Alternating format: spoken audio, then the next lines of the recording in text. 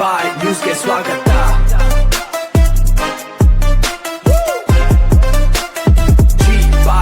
ನಮಸ್ಕಾರ. ಜೀವ ನ್ಯೂಸ್ ಟಿವಿಗೆ ಸ್ವಾಗತ.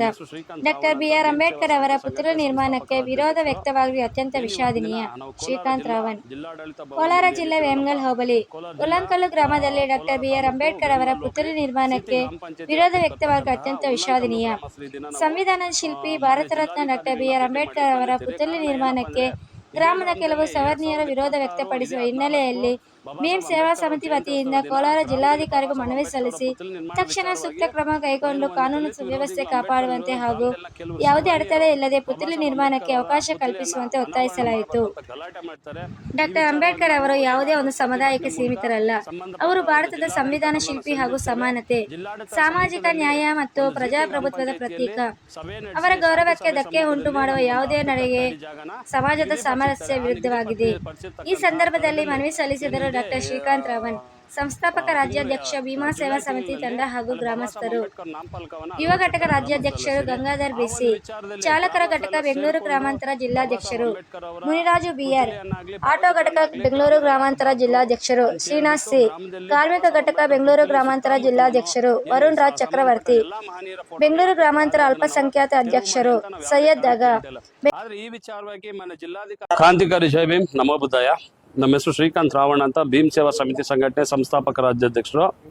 ಏನು ಇವತ್ತಿನ ದಿನ ನಾವು ಕೋಲಾರ ಜಿಲ್ಲಾಡಳಿತ ಭವನ ಮುಂದೆ ಏನಿದ್ದೀರೋ ನಮ್ಮ ಕೋಲಾರ ಜಿಲ್ಲಾ ಕೋಲಾರ ತಾಲೂಕು ವೇಮಗಲ್ ಹೋಬಳಿ ಸೀತಿ ಗ್ರಾಮ ಪಂಚಾಯತಿ ವ್ಯಾಪ್ತಿಗೆ ಬರ್ತಕ್ಕಂತಹ ಉಲ್ಲಂಕಲ್ಲು ಗ್ರಾಮಸ್ಥರು ಈ ದಿನ ನಾವು ಮಾನ್ಯ ಜಿಲ್ಲಾಧಿಕಾರಿಗಳನ್ನ ಭೇಟಿ ಮಾಡ್ಲಿಕ್ಕೆ ಬಂದಿರ್ತೀವಿ. ಕಾರಣ ಏನಪ್ಪಾ ಅಂದ್ರೆ, ಇದೇ ಗ್ರಾಮದಲ್ಲಿ 2026 ಇದೇ 14 ಬಾಬಾ ಸಾಹೇಬ್ ಅಂಬೇಡ್ಕರ್ ಅವ್ರ ಜಯಂತ್ಯೋತ್ಸವ ದಿನ ಗ್ರಾಮದಲ್ಲಿ ಬಾಬಾ ಸಾಹೇಬ್ ಅಂಬೇಡ್ಕರ್ ಅವರ ಪುತ್ಥಳಿ ನಿರ್ಮಾಣ ವಿಚಾರವಾಗಿ ಏನು ಒಂದು ದಲಿತ ವಿರೋಧಿಗಳು, ಅಂಬೇಡ್ಕರ್ ವಿರೋಧ ಗ್ರಾಮದಲ್ಲಿನ ಕೆಲವರು ಸವರ್ಣೀಯರು ಬಾಬಾ ಸಾಹೇಬ್ ಅಂಬೇಡ್ಕರ್ ಅವರ ಪುತ್ಥಳಿಯನ್ನ ಅನಾವರಣ ಮಾಡಬಾರ್ದಂತ ಗಲಾಟೆ ಮಾಡ್ತಾರೆ.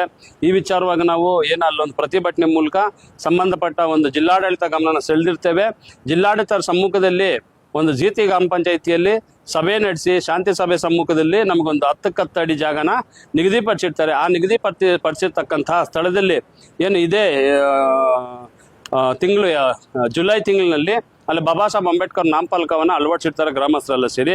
ಆ ಒಂದು ವಿಚಾರದಲ್ಲಿ ಗ್ರಾಮಸ್ಥರೆಲ್ಲ ಸೇರಿಕೊಂಡು ಬಾಬಾ ಸಾಹೇಬ್ ಅಂಬೇಡ್ಕರ್ ಅವರ ಪುತ್ಥಳಿಯನ್ನಾಗಲಿ ಭಾವಚಿತ್ರನಾಗಲಿ ಗ್ರಾಮದಲ್ಲಿ ಹಾಕಬಾರ್ದು ಅಂತೇಳ್ಬಿಟ್ಟು ಗ್ರಾಮದಲ್ಲಿ ಬಾಬಾ ಸಾಹೇಬ್ ಅಂಬೇಡ್ಕರ್ ಪುತ್ಥಳಿ ಸುತ್ತಮುತ್ತಲೂ ಏನು ಸಂಬಂಧಪಟ್ಟ ಎಲ್ಲ ಮಹನೀಯರ ಫೋಟೋಗಳನ್ನ ಹಾಕಿರ್ತಾರೆ. ಆದರೆ ಅದನ್ನು ನಾವು ತೆರವು ಮಾಡಿ ಅಂತ ನಾವು ಯಾವುದೇ ಕಾರಣ ಕೇಳ್ತಾ ಇಲ್ಲ.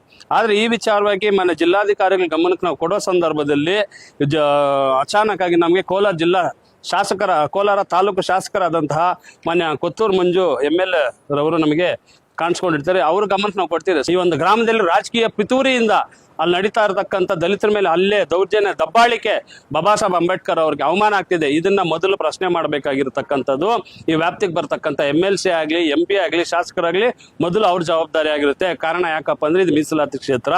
ಕೂಡಲೇ ಏನು ಸಂಬಂಧಪಟ್ಟಂತಹ ಮಾನ್ಯ ಜಿಲ್ಲಾಧಿಕಾರಿಗಳು, ವಿಭಾಗಾಧಿಕಾರಿಗಳು, ಎಲ್ಲ ಜಿಲ್ಲಾಡಳಿತ, ತಾಲೂಕಾಡಳಿತ, ಹೋಬಳಿ ಮಟ್ಟದ ಅಧಿಕಾರಿಗಳ ಸಮ್ಮುಖದಲ್ಲಿ ಉಲ್ಲಂಕಲ್ಲು ಗ್ರಾಮದಲ್ಲಿ ಏನು ಬಾಬಾ ಸಾಹೇಬ್ ಅಂಬೇಡ್ಕರ್ ಅವರ ಪುತ್ಥಳಿಗೆ ನಿಗದಿಪಡಿಸಿರ್ತಕ್ಕಂಥ ಜಾಗದಲ್ಲಿ ಬಾಬಾ ಸಾಹೇಬ್ ಅಂಬೇಡ್ಕರ್ ಪುತ್ಥಳಿ ನಿರ್ಮಾಣ ಆಗದಿಲ್ಲ ಅಂದ್ರೆ ಇಡೀ ರಾಜ್ಯದ ಇಲ್ಲಿ ಸೇರಿಸಿ ಒಂದು ದೊಡ್ಡ ಮಟ್ಟದ ಒಂದು ಪ್ರತಿಭಟನೆಯನ್ನ ತಾಲೂಕಾಡಳಿತ ಹಾಗೂ ಜಿಲ್ಲಾ ಆಡಳಿತ ವಿರುದ್ಧ ಮಾಡ್ತಿರಂತ ಈ ನಿಟ್ಟಿನಲ್ಲಿ ಭೀಮ್ ಸೇವಾ ಸಮಿತಿ ಸಂಘಟನೆಯಿಂದ ಹಾಗೂ ಉಲ್ಲಂಕಲ್ಲು ಗ್ರಾಮಸ್ಥರ ವತಿಯಿಂದ ತಮ್ಮ ಗಮನಕ್ಕೆ ಏನು ಪತ್ರಿಕಾ ಮಾಧ್ಯಮ ಏನು ಅವ್ರ ಮುಖಾಂತರ ಇಡೀ ಜಿಲ್ಲೆಗೆ, ರಾಜ್ಯಕ್ಕೆ ನಾವು ಗಮನ ಸೆಳೀತಾ ಇದ್ರಿ.